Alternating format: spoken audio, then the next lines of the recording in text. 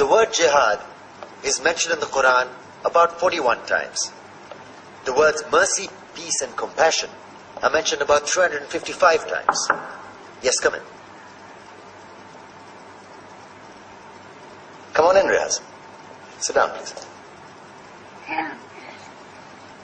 Contrary to popular belief in most Western cultures, Islam is a religion that preaches peace and tolerance. Yes, Patricia. If Islam truly is a religion that preaches peace, then how come the world's most troubled spots, the West Bank, Afghanistan, Pakistan, Iraq, they're all plagued with Islamic terrorism? Well, that depends on your definition of terrorism. Some might argue that the U.S. invasions of countries like Iraq and Afghanistan are also acts of terrorism. No, those were acts of war to get rid of despotic regimes. Or a means of getting at a country's oil. Conspiracy theories. Well, May I? Yes, please. Go ahead, Riaz. Mr. Khan is right. I mean, if we're talking about terrorists, the world's biggest terrorists are the white superpowers. Come on now. No, really, stop and think about it.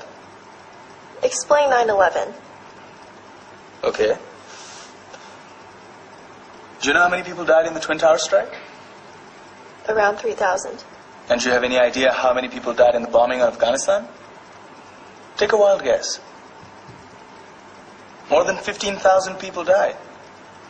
And that's just conservative figures. About 50,000 tons of explosives were dropped on innocent civilians. Men, women, children. Yeah, but that was because of the Taliban. Now that you brought it up, did you know that the Taliban was a creation of the CIA to fight the Russians? Whatever. They were still harboring terrorists. Yeah, right. Terrorists that were never found. Just like the weapons of mass destruction that were never found in Iraq. Do you want to get into the death toll in Iraq? 500,000 civilians and counting. And what do Britain and America say when they don't find these weapons? It's simple. They just say sorry.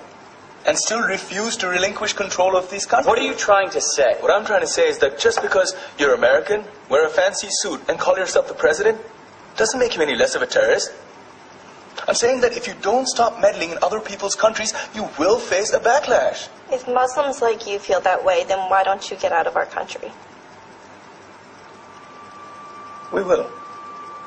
As soon as you promise to leave ours.